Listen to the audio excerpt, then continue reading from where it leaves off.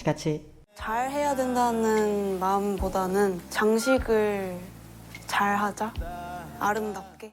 김소연님 노래 먼저 듣겠습니다. 듣고 말할게요. 사람들은 모두 변하나 봐, 그래 나도 변했어. 저리로 가는 걸까. 이 노래에서 조금 더 공간과 호흡 사용을 더 잘하고 있고, 그냥 확실히 좀 더 이제 다른 것에 집중을 안 하고 있으니까 소리 내는데 더 자신감을 가지고 부르고 있고, 제가 그때도 아델님 얘기를 해서 계속 그 부분이 어떤 차이점이 있나, 그러니까 어떤 부분을 소연님이 독특하게, 그러니까 개성이 있게 만들어 주고 있나를 좀 주의 깊게 들었는데, 사실 이렇게 뭔가 가볍고 좀 이렇게 공기를 많이 넣어서, 그러니까 호흡을 많이 넣어서 부르는 분들이 많잖아요, 요즘에. 근데 소연님은 그것과 약간 다른 점은, 사람들은 모두 변하나 봐. 그러니까 이런 부분을 보통 이런 창법으로 부르면은 지금 소연님처럼 일단 입에 호흡을 담고 비브라토를 좀 유지를 하게 돼 있어요. 그러니까 사람들은 모두 변하나 봐, 보통 이렇게 유지하는데, 소연님은 사람들은 이렇게 항상 당기면서 울림을 만드는데, 그 부분들이 쌓이니까 약간씩 다르게 들려요. 모두 변하나 봐, 이게 아니라 모두 변하나 봐, 약간 당기는 그런 부분이 굉장히 좀 좋게 들리거든요, 저는. 그래 나도 변했으니까. 그래 나도 그러니까 쓰니까가 아니라 쓰니까 이렇게 굴리는 소리가 계속 연속되니까 거기서 평범할 수 있는, 좀 흔할 수 있는 이 음색을 굉장히 뭔가 마음을 끄는 음색이 만들어지는 것 같아요. 이 노래가 약간 심심할 수 있는데, 애초에 김소연님은 본인 스타일이 이런 스타일이어서 이거를 고수하려고 했던 것 같고, 저는 나쁘지 않았던 것 같아요. 전 기본적으로 소연님의 곡 해석 방식, 그러니까 이 편곡 방식을 좀 제 취향이긴 한 것 같아요.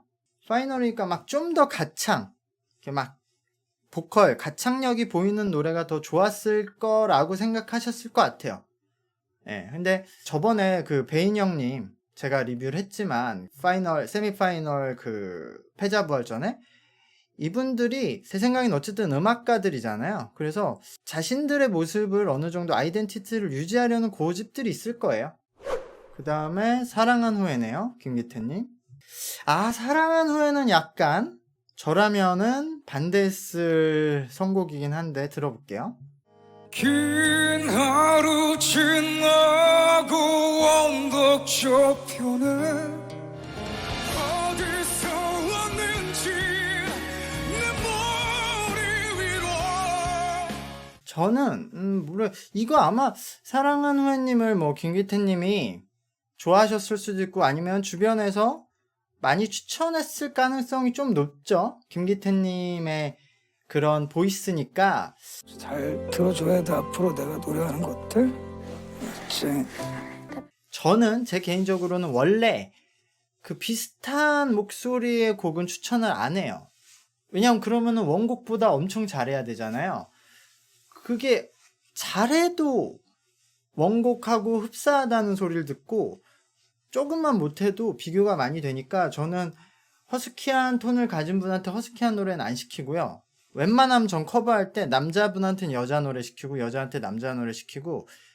그래서 김기태님이 김광석님 노래를 할 때 좋았던 게 그거죠. 사실은 톤은 전혀 다르잖아요. 와, 이렇게도 커버가 되는구나 라고 되게 놀랐던 건데, 사랑한 후에 한다고 해서 저는 사실 약간 위험한데 라고 생각하고 들어갔어요. 근데 사실 원곡을 다 뜯어놨어. 이게 전인권님은 처음에 들어가는 톤이 사기잖아요, 이 노래 시작에.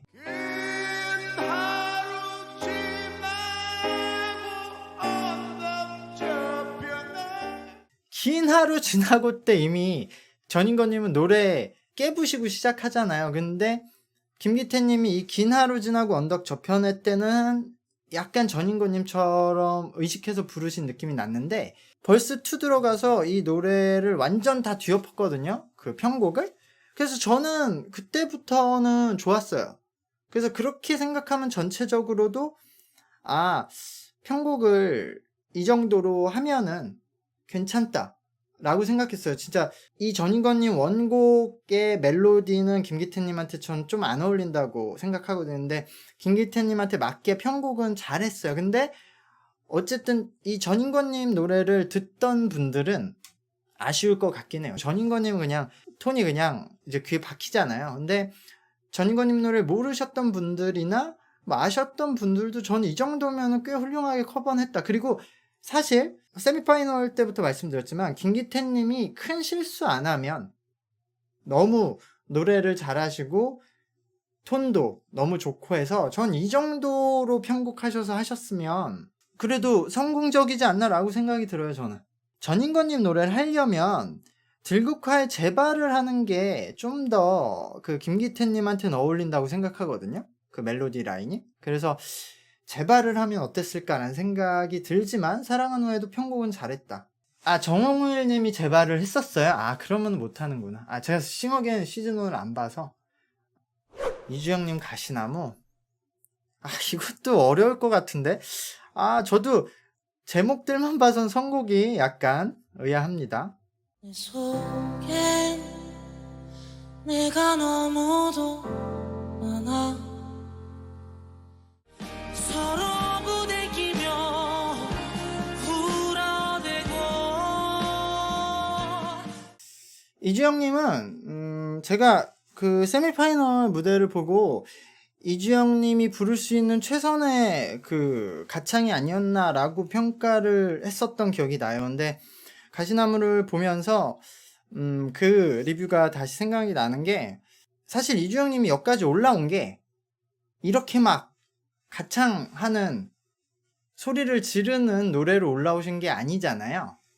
자신의 저 비음 저런 특이한 음색 가지고도 어느 정도 보컬의 디테일이 좋아서 올라오신 건데 여기 이상 올라가기 위해서는 이 경연에서 본인도 이런 나는 가수다 형식의 뭔가 성량이 좀 있고 어느 정도 올라가는 음을 해야 된다는 걸 알고 계실 거예요. 그리고 기존 스타일대로 그대로 하셨으면 아마 당연히 좀 경쟁력이 없었을 거예요. 그래서 이렇게 도전하신 건데 그게 자신이 원래 부르던 방식은 아니니까 거기서 뭔가 듣기 어색한 부분이 나오는 거죠. 지금 이 부분을 그냥 전통적으로 그렇게 벌스 1, 벌스 2, 벌스 3를 점점 소리를 지르는 형식으로 가셨는데 제가 뭐 이거 48호 안다님 그때도 리뷰 때도 말씀드렸지만 기본적으로 이분도 코랑 입이 섞이거든요. 모든 보컬이. 근데 코의 비중이 워낙 높아요. 근데 이렇게 되면은 소리가 약간 부드러운 비음이 섞이지만 그 대신 답답하고 소리가 성량이 크지도 않고 입체감이 이렇게 커지지가 않거든요.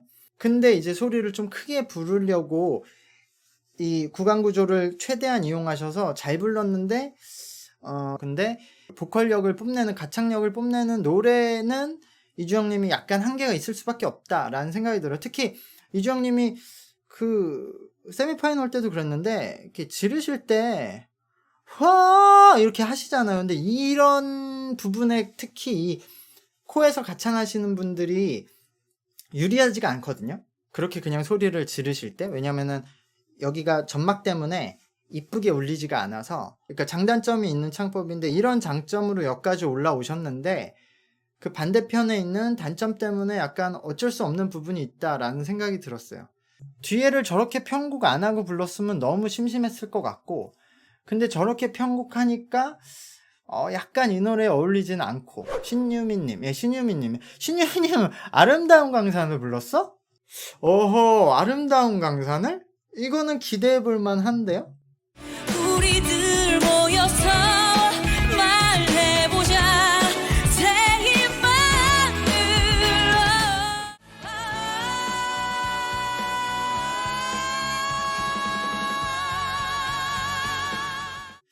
이게 그러니까 노래하는 사람과 들으시는 분들이 좀 다른 점들이 있는 거예요. 좀 관점이. 그래서 그런 부분을 맞추는 게 어려운데 당연히 이선희 님이 노래를 엄청 잘하고 그 중에서도 이 노래가 난이도가 굉장히 높은 노래여서 잘하면은 진짜 멋있는 건 당연하잖아요. 잘하기가 너무 어렵지만 신유민 님이 원래 가진 보컬 그 톤이 아니라 발성의 능력이 이 노래를 잘 부를만 하긴 해요. 이 노래에 그 포인트 되는 부분이 몇 군데 있거든요.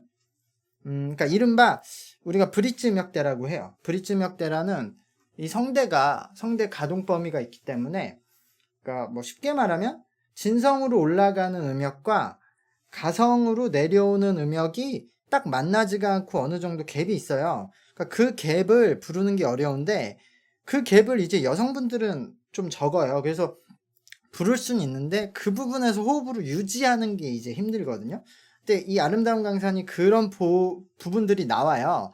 근데 신유미 님이 그 부분을 호흡을 엄청 잘 낸단 말이에요. 원래 부르는 걸 보니까.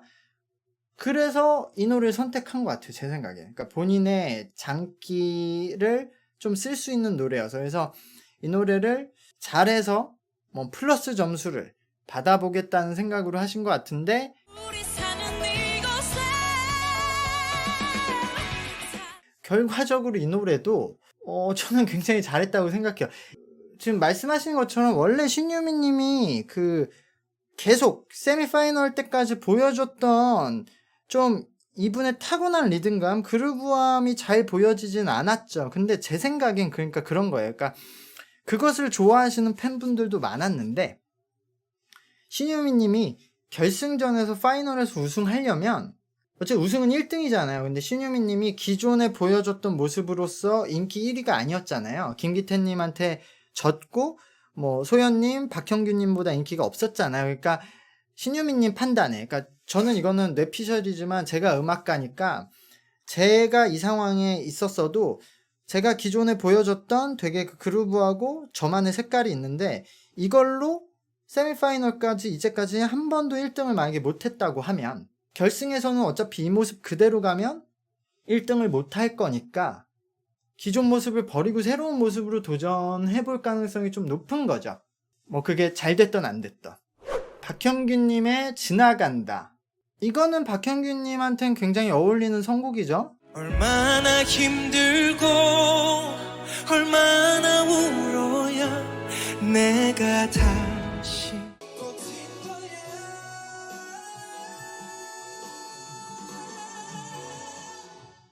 박형규님은 노래를 너무 잘한다. 전혀 뭐 이번에도 실수 없고, 역시 제가 히든 그 트랙 공개했을 때 약간 예상을 했죠. 박형규님이 오히려 히든 트랙 때는 좀 성시경님 노래 살랑살랑 가벼운 노래를 부르고 본방에서는 엄청나게 폭발적인 노래를 할 가능성이 높다라고 했는데, 이제 전통적인 또 이것도 벌스 1, 벌스 2, 벌스 3로 구성을 하셔서 계속 돈돈돈 올라가는 음으로 하셔서 노래도 굉장히 잘 하셨어요. 그냥 이 박형규님의 지나간다를 노래를 들으신 분은 이 노래 뭐 싫다고 할 분이 없을 것 같아요. 근데 한 가지 여기서 이 노래를 나가수 때 더원님이 커버를 하셨죠. 더원님의 커버 버전을 좋아하셨던 분은 조금 아쉬움이 있을 수 있다. 근데 더원님하고는 편곡은 달랐지만 이제 벌스 3에서 박형규님 편곡이 훨씬 더 수준급이 있었고 구성 자체를 짜임새 있게 잘했다. 그리고 어쨌든 노래 자체를 이제까지 박형규님이 부르셨던 노래 중에서도 제가 들은 노래 중에서는 이 노래가 가장 지금 난이도가 높아요. 전혀 미스 없이 굉장히 잘하셨다라고 생각을 합니다. 아, 이거 전통적인 또 그 선곡을 하셨어요. 신화의 노래.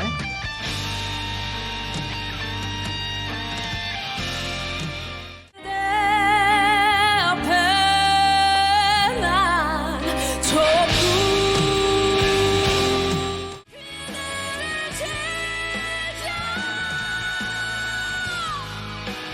살아가리라. 이거 기타 누가 친 거야? 와, 이거 투기타 작살이네. 그냥 뭐 노래 잘한다, 그냥 높은 음 올라간다 이 정도가 아니라 사실 이 신기할 정도로 음이 올라갈수록 얼굴에 힘이 점점 빠지거든요. 그러니까 이렇게 나이가 들어도 기계처럼 낼 수 있는 거거든요. 그러니까 이거는 진짜 그냥 우리가 흔히 말하는 복식 호흡을 어릴 때 진짜 많이 한 거예요. 엄청나게 해서 지금 소리 호흡을 그냥 밑에 눌러놓고 소리를 위로 올릴 때 더 몸에 힘을 빼네. 그러니까 윤성님은 뭐 노래로서는 뭐 말씀을 드릴 게 없고 전통적인 그런 슬로우 락 음악을 가지고 또 후반부에 벌스 2에 들어가서 말씀의 편곡을 하셨는데 일단 악기분들도 연주를 굉장히 잘하셨고 그에 걸맞게 노래를 잘하셔서 제가 음악에 대해서 뭐 드릴 말씀이 없네요. 근데 뭐 이런 게 있죠. 싱어게인이 지금 전체적인 연령대에서 인기가 있긴 하지만 그래도 약간은 90년대 뭐 그 이전 음악들을 많이 하고 그쪽에서 시청률이 더 잘 나오잖아요. 그쪽에 샤이 락커 분들이 많죠. 그 당시에 그분들이 어렸을 때는 약간 헤비메탈 락 음악이 한국에서도 잠깐 붐이 있었던 시절이 있고, 그러니까 이런 시나위가 활동했을 때 뭐 아시아나 그런 뭐 백두산 이런 분들이 활동했을 때고, 그래서 윤성님이 지금 뭐 몇 년 뭐 락 음악 하다 오신 게 아니라 진짜 아프리카 밴드로 예전부터 최정상의 실력을 그때도 가지고 있었어요. 그때도 이렇게 노래하셨다니까. 그 2000년대 초반 때. 근데 20년 이상 이 음악을 하셨는데 파이널 무대에서 너무 그 당시 노래를 또 너무 잘하니까 한때 방구석 락커였던 분들이 다 뛰쳐나와서 투표를 하지 않았나라고 예상을 해봅니다. 그 당시의 분들은 락 음악에 대한 그 자신의 그 로망이 있거든요. 기타 하나 딱 들고. 근데 윤성님이 어설프게 하신 게 아니라 너무 잘하는데도 인기가 없다. 그러면은 좀 마음이 동했을 수 있다. 그치, 스타일은 똑같아요. 왜냐면 윤성님이 제가 리뷰 때 말했지만 멜스메 보컬은 스타일을 바꿀 수가 없어요. 이렇게 안 하면은 멜스메 노래를 못 해요. 근데 다만 곡의 난이도는 나름대로 조금씩 계속 높이긴 하셨어요. 다음 노래를 들어보겠습니다. 다 들은 거네요, 저? 벌써 다 들었어요, 6명? 아, 신유미님이 6위야? 근데 이런 건 여러분들 각자의 의견이 있잖아요. 그냥 이 음악가들은 받아들여야 돼요. 그러니까 이게 노래 실력이라는 게 애초에 어떤 점수로 나오는 게 아니잖아요. 저는 이렇게 평가하지만 다른 보컬 트레이너가 오면 다르게 평가할 거잖아요.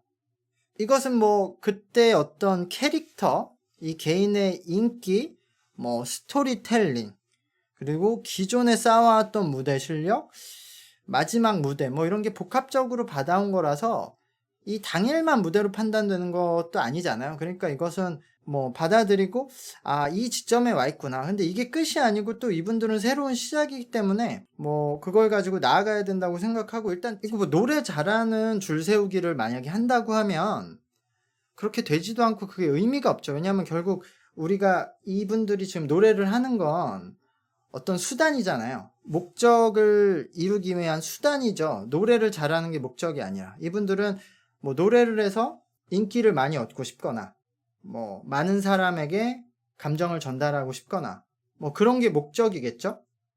거기에 뭐 돈을 많이 벌면 좋고, 근데 돈을 많이 벌려고 노래를 하는 사람은 없을 거예요. 그게 어려우니까. 그러니까 이 목적을 이루기 위한 수단인데 이 수단이 꼭 노래만 가지고 되는 게 아니거든요. 결국 어떤 사람은 잘생기거나 이쁠 수도 있고, 아니면은 자신의 뭐 좋은 캐릭터, 뭐 성실한 캐릭터, 그런 걸 어필할 수도 있고, 어떤 역경을 거쳐온 스토리텔링, 오히려 이게 더 먹힐 수도 있죠.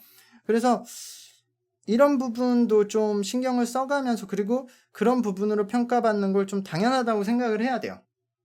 본인들이. 왜냐면 우리가 어떤 지금 굉장한 인기 있는 사람들을 말할 때 그 사람들에게는 꼭 스토리텔링이 있거든요. 우리 보시는 시청자분들도 마찬가지인 것 같아요. 시청자분들도 이게 꼭 음악에서만, 가수에게만 해당되는 얘기가 아니거든요. 삶에서도 그렇기 때문에 뭐 그렇다고 이게 약간 제가 학생들한테 이런 말을 하거든요. 그 우주에 이제 처음에 빅뱅이 일어나잖아요. 빅뱅이 일어났어요, 우주에. 그런 다음에 막 흩어졌어.